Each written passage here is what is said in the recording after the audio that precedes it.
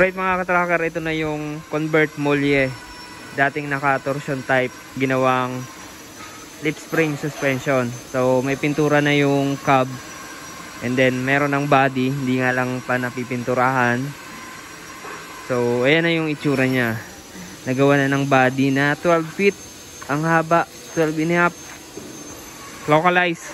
So dito mga katracker, nagagawa kami ng localized fabricated body. Mapa van man yan, drop side, wing van, flatbed, basta kung ano yung gusto nyong body ginagawa dito.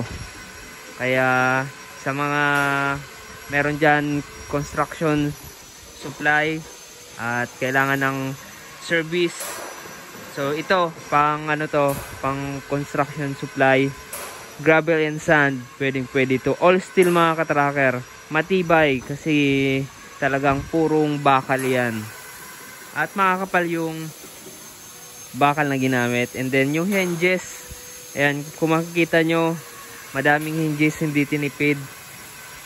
Naka ano to, double, ayan, double siding, double collapsible na tinatawag. Pati ano natin, backboard, bakal rin yan. At ang pagkaka-welding maayos. Ayan. Ito sa ilalim, kung makikita nyo, yung mga soleras, dikit-dikit yan. Isang dangkal yung pagitan niya. Baby chassis, yan, bakal, channel bar, eye-bolt and U-bolt yung pagkakapik sa body, diba? And then extended na rin yung muffler nito, yung pipe, yung tail pipe, additional molye na rin. So pag mga ganitong unit na pangkargahan, gravel and sand, talagang pinatitibay yung ilalim. Ayan, dinadagdagan ng molye para may tibay. Dito nga makapal yung molye, madaming molye, 10 yan. So ayan na po yung itsura nya. At yung ating pintura naman dito, pag kami nagpipintura, ang ginagamit naming pintura ay urethane paint. Tapos sa ilalim, yung naka-epoxy primer kami, epoxy black color, kung anong gusto nyong kulay. So pwede, kung anong kulay ng body pwede nyong i-suggest. Tulad nito, ganyan yung gusto ng client na pagka-pintura, mayroong stripe, gray yung pinaka kulay niya, and then stripe red, yellow and white, hanggang ano yan, hanggang cab, pwede nating i-request yan. Nasa inyo dito kasi mga katracker, package na. So kung meron kayong ipa-specialize na body, pwede dito, or customize na tinatawag, pwede ditong magawa. Kasi yung mga unit namin dito, hindi na kami nagre-recon na wala pang kliyente. Kapag napili na ng kliyente, saka namin nire-recon. Depende sa gusto niyang pagkakagawa, kung ano yung kailangan niyang specification para sa unit niya. Kasi nagbe-base din sila sa kanilang pangarga or sa kung saan nila gagamitin yung unit. Ayan, basta dito lahat ng system chine-check namin yan. Steering system, brake system, suspension system, under chassis, differential, ayan, transmission, clutch, engine, pinaka-importante. Sa engine naman, ayan, pinapipili kayo. Kapag nagustuhan nyo, yun yung kunin nyo. Siyempre, kung may problema man or minor issue, dadaan sa reconditioning area, saka namin gagawin yan at i-recondition, tune up, change oil, palit filter.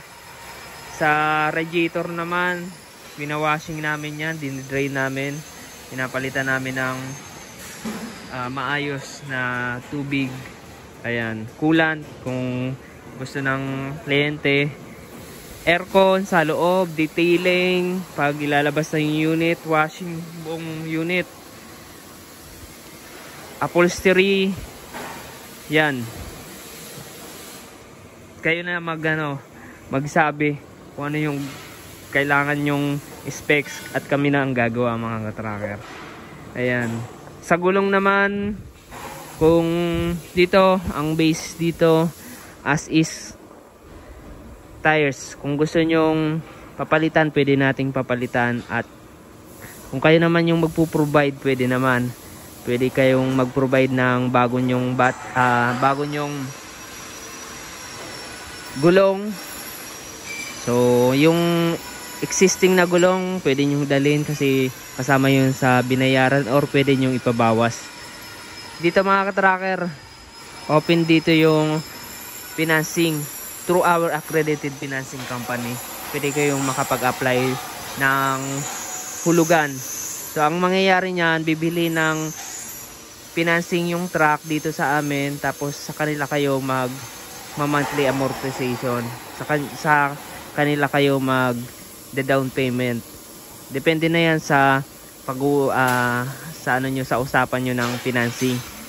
For approval yan. So, bibigay sila ng requirements na kailangan may provide ng gusto mag-loan. Kailangan lang ng 3 months latest bank statement, DTI, saka valid ID, fill out form, and then submit natin kapag na-approvean. Ayun, pwede na kayo makakuha.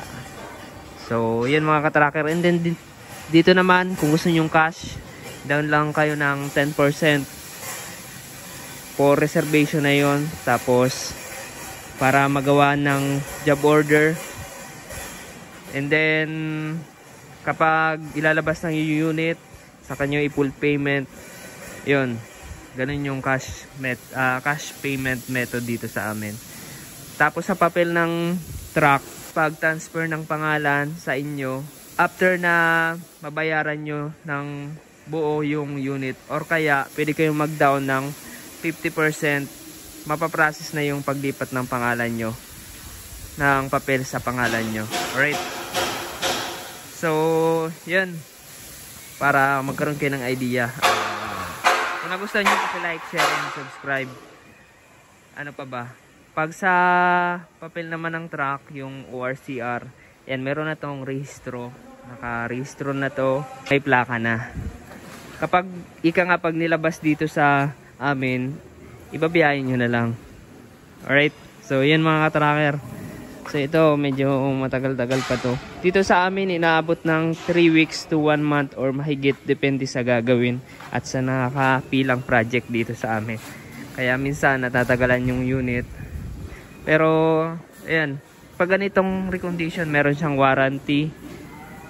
Ayan, huwag kayong mag-alala, may warranty po kapag recondition ang kinuha nyo dito sa amin. Dito naman reliable naman and garantisado. Kung may minor issue, pwede namin pa-servicean yan. So nagpapa-service kami. Kapag major issue, pwede namin gawin yan. Merong warranty po, huwag kayong mag-alala. So dito naman, ayaw naman namin ng back job, kaya ginagawa namin ng maayos yung unit para ayan, mabigyan din ng quality yung aming gawa, para bumalik dito sa amin yung dating customer. Kasi kung lalabas lang kami ng unit para makabenta pero walang quality, mawawalan kami ng customer, di ba? Mawawalan kami ng babalik na kliyente. Kaya yun, so dito medyo pricey lang yung unit pero garantisado naman at ayan, reliable. Dito kami sa Barangay Mambugdos, Bacoor, Cavite, Calipil Marketing Corporation. Punta lamang kayo dito kung gusto nyo mag-inquire. Message nyo lang ako sa aking FB page, pakipalo na rin, Tracker Moto. Alright, maraming salamat at God bless. Shoutout sa mga solid subscribers natin dyan. Kay Julius from Hino, Bacoor.